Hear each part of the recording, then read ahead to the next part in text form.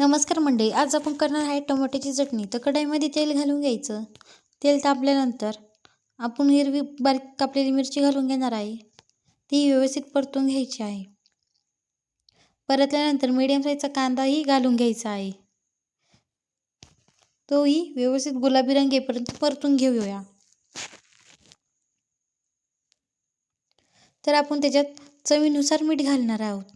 मीठ घातल्यानंतर कांदाही व्यवस्थित परतला जातो. तर आपला कांदा परतून झाला. आपण घालणार आहे लाल तिखट. लाल तिखट घातल्यानंतर मी साधारण अर्धा किलो टोमॅटो घेतले आहे. ते व्यवस्थित कापून तर कढईमध्ये घालून घेतले आहे. घातल्यानंतर व्यवस्थित 4-5 वेळा परतून घ्यायचे आहे. परतल्यानंतर आपण शेंगदाण्याचा बारीक कूट करून घालणार आहोत. घातल्यानंतर व्यवस्थित झाकण ठेवून टोमॅटो शिजवून घ्यायचे आहे. झाकण 2-3 वेळा काढून हलवून घ्यायचं आहे. तर आपण डबल झाकण ठेवणार आहोत. झाकण काढल्यानंतर व्यवस्थित टोमॅटोचं गाळे होईपर्यंत शिजून झालेले आहे. तर आपण डबल एक वाफ काढूया. तर झाली आहे टोमॅटोची चटणी.